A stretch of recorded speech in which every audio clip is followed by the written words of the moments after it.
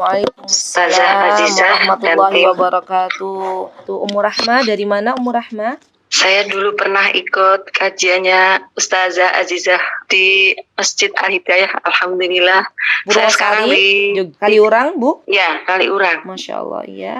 Barakallahu. Pertanyaan saya yang berkaitan dengan tema kali ini, yaitu tarik ulur. Bagaimana sikap kita atau dorongan kita kepada anak agar orang tua dijadikan sebagai panutan? Apa yang harus kita lakukan sehingga anak bisa nurut? Karena ada masa-masa anak dengan sesuai usianya seperti masa remaja ya, seperti baru masuk SMA gitu. Kadang kan ada berontak. Nah, ini bagaimana cara kita menyikapi keadaan tersebut sehingga apa yang kita ucapkan itu kadang mengena di hati mereka. Cukup sekian Ustazah. Afwan, barakallahu fiik. Ya wafiq, barakallah Ibu, jazakillahu khair. Semoga Ummu Rahmah diberikan oleh Allah Subhanahu wa taala keistiqomahan dimanapun Ummu Rahmah berada, senantiasa berada di majlis ilmu, dan semoga Allah Subhanahu wa taala memberikan kepada Ummu Rahmah anak-anak yang salih dan salihah. Amin, Allahumma amin. Ibu yang dimuliakan oleh Allah Subhanahu wa taala, subhanallah, ketika kita mendidik anak-anak kita, ya apalagi di usia tadi ibu katakan bukan usia remaja, sebenarnya kita sudah sepakat dalam Islam itu nggak ada usia remaja. Yang ada itu usia bayi, ya, usia tufula, usia anak-anak, dan usia balig. Usia balig itu usia muda, ya, anak-anak muda, pemuda dan pemudi. Jadi istilah remaja itu sebenarnya adalah istilah barat, ya. Jadi dalam Islam tidak ada. Dan batasan-batasannya di dalam Islam itu subhanallah sudah dijelaskan dengan rinci oleh Rasulullah SAW. Bagaimana mendidik anak-anak kita ketika mereka usia tufulah, usia anak-anak, dan bagaimana juga mendidik anak-anak kita ketika usia balik. Alhamdulillah kemarin sudah kita bahas ya bagaimana mengarahkan anak-anak kita yang dimasuk usia pra-akil balik. Alhamdulillah sudah kita bahas. Nanti Ibu bisa lihat lagi di YouTube Mutiara Hikmah. Insyaallah di sana ada murojaah ya, untuk murojaah ada rekamannya, mudah-mudahan bermanfaat. Nah, karena Ibu tadi cerita anaknya itu sudah masuk usia balik ya, berarti ya usia dewasa, usia menjelang dewasa. Berarti apa yang harus kita lakukan agar anak kita itu nurut, manut ya, istilahnya manut, mau mendengarkan apa yang kita sampaikan? Maka kita mulai ingat-ingat kembali. Kita nih sebagai orang tuanya, teman-teman, harus banyak-banyak introspeksi dulu. Ya, sebelum menginginkan anak-anak kita itu nurut ke kita introspeksi dulu ya. Saya kalau misalnya terjadi sesuatu kepada anak-anak ya, saya selalu diam sejenak. Pertama apa yang kita lakukan? Minta ampun kepada Allah, beristighfar kepada Allah. Mungkin di masa lalu kita pernah melalaikan pendidikan anak-anak kita. Kita terlalu sibuk dengan diri kita. Kita terlalu sibuk dengan suami kita misalnya. Atau dengan pekerjaan kita. Sehingga kita lupa mendidik anak-anak kita di masa kecil mereka. Kita beristighfar kepada Allah Subhanahu wa taala. Ini dulu, kalau lihat anak-anak enggak nurut, sejenak kita diam, minta ampun kepada Allah Subhanahu wa taala. Karena ini adalah amanah dari Allah Subhanahu wa taala. Kemudian yang kedua, kita doakan anak-anak kita. Berdoa, ya Allah, kalau memang saya yang salah, suami saya yang salah, ampunilah diri kami sebagai orang tua, wahai Rabbku. Dan wahai Rabbku, berikanlah kepada anak-anakku, jadikanlah anak-anakku anak-anak yang salih. Rabbi habli minas salihin.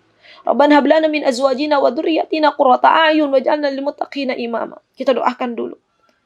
Baru kemudian kita kalau bisa salat ya. Salat minta kepada Allah. Minta agar anaknya itu nurut. Ya, jadi orang Islam itu nggak ada yang namanya pergi ke orang pintar. Misalnya mereka kan biasanya mengatakan orang pintar. Sebenarnya mungkin bukan orang pintar, yaitu paranormal.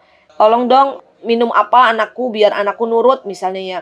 Itu tidak ada dalam Islam. Yang ada kita berdoa, minta kepada Allah. Karena Allah yang memegang hati anak-anak kita. Allah yang membolak-balikan hati anak-anak kita. Maka minta kepada Allah. Kemudian setelah itu anaknya ajak. Kalau sudah usia-usia balik ya, diajak ngobrol. Ya. Diajak ngobrol, diskusi. Kita jadi pendengar yang baik ya. sebenarnya apa toh nak yang ada dalam dirimu itu nak? Mungkin yang namanya anak-anak balik itu teman-teman, dia sedang mencari siapa dirinya, ya. Dia butuh orang-orang yang mendengarkan. Maka kita katakan ya, dengan siapa dia nyaman. Kalau memang nyaman dengan kita, ya kita jadi pendengar yang baik. Kalau memang anak kita nyaman dengan ayahnya, maka kita minta ke suami kita untuk menjadi pendengar yang baik, ya. Kita dengarkan apa yang menjadi sesuatu yang ini loh, anak kita tuh sebenarnya pengen ngomong dari kemarin tapi belum berani bicara. Nah, itu kita coba untuk berikan waktu kepada anak-anak kita. Kemudian nanti teman-teman, setelah kita dengarkan ya penuturan dari anak-anak kita, baru kemudian kita kalau mau kita berikan nasihat-nasihat, berikan nasihat-nasihat. Dan kalau sudah usia balik nih teman-teman ya, kita juga boleh yang namanya mengarahkan anak-anak kita kepada lingkungan yang baik. Cari guru-guru yang terbaik. Karena terkadang nasihat yang kita berikan itu belum tentu masuk ke dalam diri anak-anak kita, tapi nasihat gurunya itu masuk ke dalam diri anak-anak kita. Mudah-mudahan nanti saya bisa diberikan kesempatan oleh Allah untuk membuat tema mencari guru-guru yang terbaik bagi anak-anak kita, termasuk bukan hanya guru-guru yang berprestasi, tapi guru-guru yang beradab. Karena perilaku anak-anak kita itu juga akan mengikuti bagaimana gurunya.